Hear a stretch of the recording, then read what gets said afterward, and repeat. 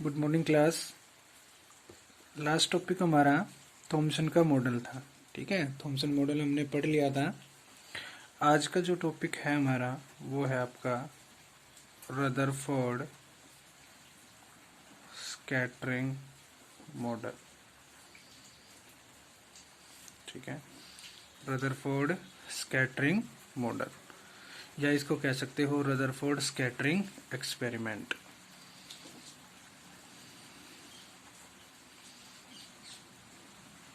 ठीक है, तो ये क्या हुआ था कि जो एटम का स्ट्रक्चर था उसको एक्सप्लेन किया था रदरफोर्ड ने। ठीक है, एटम के स्ट्रक्चर को रदरफोर्ड ने एक्सप्लेन किया था with the help of scattering experiment. With the help of scattering experiment. इसमें क्या हुआ, कोई एक सोर्स हो गया यहाँ से, ठीक है, जहाँ से अल्फा पार्टिकल्स की बम्बार्डमेंट की जा सके। ये क्या हो गई, एक स्लिट हो गई। ठीक है, इसको S1 और इसको S2 कह दिया।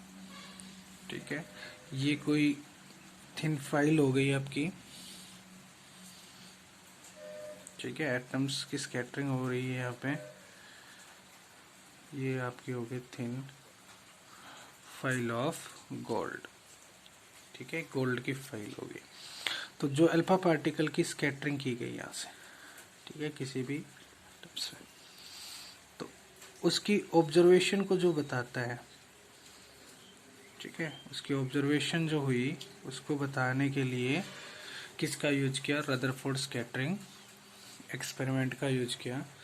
देखो इसकी ऑब्जर्वेशन क्या रही। ऑब्जर्वेशन, सबसे पहली ऑब्जर्वेशन क्या कहता है कि यहाँ से जो सोर्स से अल्फा पार्टिकल की बम्बार्डमेंट कर रहे थे हम किसी भी एटम के अंदर, तो कहता है कि यहाँ से जो 99% या 99.9% अल्फा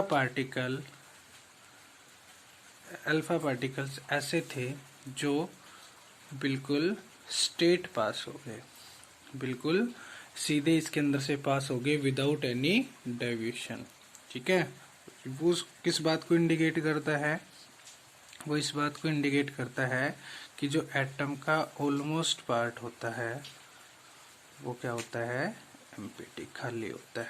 ठीक है, फर्स्ट क्या हो गया कि 99% अल्फा पार्टिकल ऐसे थे जो बिल्कुल स्ट्रेट पास हो गए।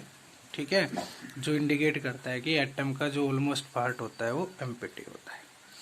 सेकंड ऑब्जर्वेशन क्या थी कि 0.1% अल्फा पार्टिकल ऐसे थे, ठीक है, अल्फा पार्टिकल ऐसे थे जिन्होंने अपना पाथ डेविएट किया, जिन्होंने अपना पाथ डेविएट किया। देखो यहाँ से थे 99.9 अल्फा पार्टिकल, तो ऐसे थे तो बिल्कुल स्ट्रेट पास हो गए। 0.1 पार्टिकल अल्फा पार्टिकल ऐसे थे जिन्होंने अपना पाथ डेविएट किया। ठीक है, पाथ डेविएट किया, विच इंडिकेट, जो किस चीज को इंडिकेट करता है कि presence of very small size, presence of very small size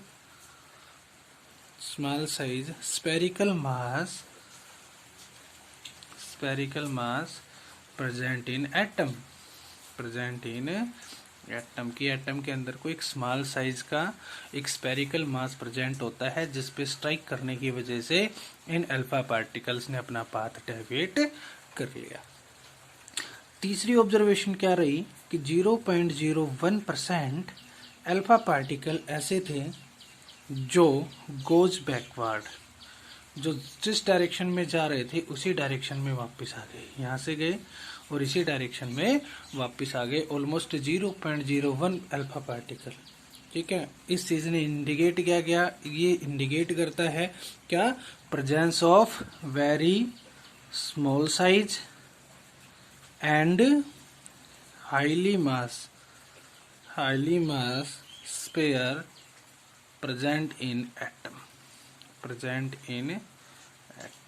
कहता है कि 0.01% अल्फा पार्टिकल ऐसे थे जो जिस पाथ से जा रहे थे उसी पाथ से बैकवर्ड वापस की तरफ आ गए, विच इंडिकेट, जिसने क्या इंडिकेट किया कि जो एटम होता है उसके अंदर वेरी स्मॉल साइज का और हाईली मास का स्पेयर प्रेजेंट होता है। ये जर्नली इसकी क्या थी, 3 ऑब्जर्वेशन थी। ठीक है, इतना करने के बाद इसका रिजल्ट निकला।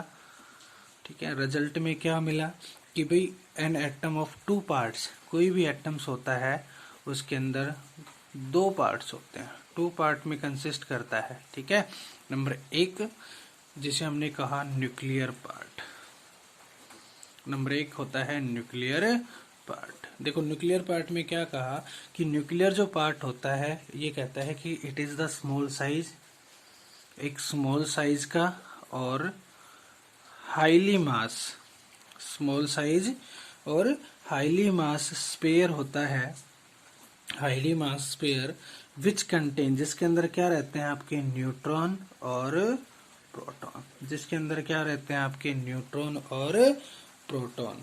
ठीक है, न्यूट्रॉन एंड प्रोटॉन। ठीक है, और जिनका मास डिपेंड करेगा भाई आपके मास ऑफ न्यूक्लियस पे। जितने ज्यादा न्यूट्रॉन और प्रोटॉन उतना ही ज्यादा न्यूक्लियस का मास भी होगा। तो फर्स्ट पार्ट यही होता है कि उसके अंदर क्या होता है, एटम्स के अंदर एक न्यूक्लियर पार्ट होता है।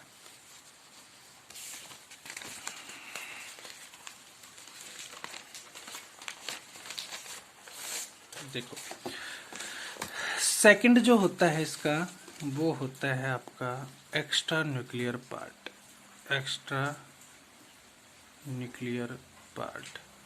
सेकंड जो होता है वो होता है एक्स्ट्रा न्यूक्लियर पार्ट।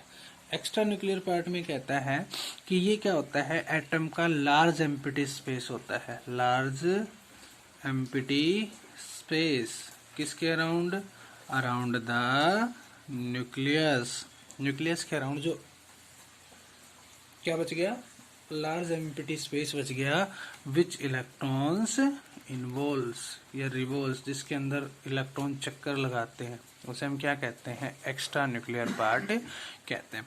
देखो एटम्स आपका जनरली स्पेयर बता दिया गया, तो ये क्या हो गया सेंटर के अंदर पॉजिटिव चार्ज स्पेयर, जो ये पॉजिटिव चार्ज स्पेयर हो गया जहाँ पे न्यूट्रॉन एंड प्रोटॉन होते हैं, ये तो क्या कहलाता है, न्यूक्लियर पार्ट कहलाता है।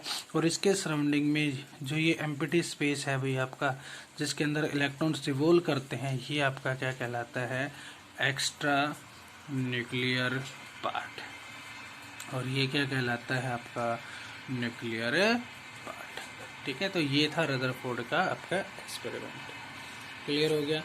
इसके बाद क्या कहता है कि रदरफोर्ड के एक्सपेरिमेंट की लिमिटेशन हो गई, कमियां रह गई, लिमिटेशन, लिमिटेशन मतलब कमी रह गई रदरफोर्ड के मॉडल की। तो देखो क्या कमी रह गई कि रदरफोर्ड का जो मॉडल था उसने स्टेबिलिटी ऑफ एटम को नहीं बताया, स्टेबिलिटी ऑफ एटम को एक्सप्लेन नहीं किया, स्टेबिलिटी ऑफ एटम को इसने एक्सप्लेन नहीं किया, क्योंकि हमारी जो इलेक्ट्रोमैग्नेटिक वेव थ्योरी होती है, इलेक्ट्रोमैग्नेटिक वेव थ्योरी, ये मैं आपको आगे पढ़ाऊंगा। इलेक्ट्रोमैग्नेटिक वेव थ्योरी में क्या होता है कि ये कहती है जब कोई भी चार्ज बॉडी होती है, जब कोई भी चार्ज बॉडी होती है, ये सेंटर में क्या था, न्यूक्लियस था, इसके अराउंड क्या कर रहे हैं, इलेक्ट्रॉन चक्कर लगाते हैं। तो कहता है कि जब कोई भी चार्ज बॉडी रहती है रिवॉल्व अराउंड सेम स्फेरिकल मास, भाई ये इलेक्ट्रॉन थे, ये किसी भी चार्ज, पॉजिटिव चार्ज बॉडी थी, इसके अराउंड क्या कर रहे हैं, रिवॉल्व कर रहे हैं, चक्कर लगा रहे हैं। ठीक है, तो जब ये ऐसा करेंगे तो कोई भी चार्ज बॉडी होगी जब रिवॉल्व करेगी तो अपनी एनर्जी का क्या करेगी, लॉस करेगी, अपनी एनर्जी का क्या करेगी, लॉस करेगी। तो भाई इलेक्ट्रॉन भी क्या करता है, न्यूक्लियस के चारों तरफ चक्कर लगाता है, तो न्यूक्लियस के चारों तरफ चक्कर लगाएगा तो अपनी एनर्जी को क्या करना चाहिए था, ये धीरे धीरे लॉस करना चाहिए था। और एक स्टेज ऐसी आती कि न्यूक्लियस आपका कहाँ गिर जाना चाहिए था, सॉरी इलेक्ट्रॉन आपका कहाँ गिर जाना चाहिए था, न्यूक्लियस के अंदर गिर जाना चाहिए था, जो कि पॉसिबल नहीं है, जो कि पॉसिबल नहीं है। ठीक है, तो इस चीज को एक्सप्लेन रदरफोर्ड का मॉडल नहीं कर पाया। तो ये क्या हो गई, लिमिटेशन हो गई, जिसमें इसने कहा कि स्टेबिलिटी ऑफ एटम को रदरफोर्ड के मॉडल ने एक्सप्लेन नहीं किया, क्योंकि हमारी इलेक्ट्रोमैग्नेटिक वेव थ्योरी ये कहती है कि जब कोई भी चार्ज बॉडी रिवॉल्व करती है तो अपनी एनर्जी का क्या करती है, लॉस करती है, और एनर्जी का लॉस करेगी तो एक स्टेज ऐसी आएगी कि फाइनली वो body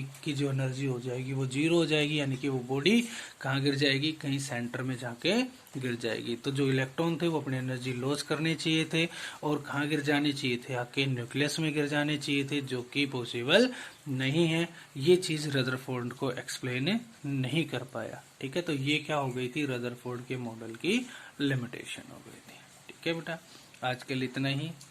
thank you, have a nice day.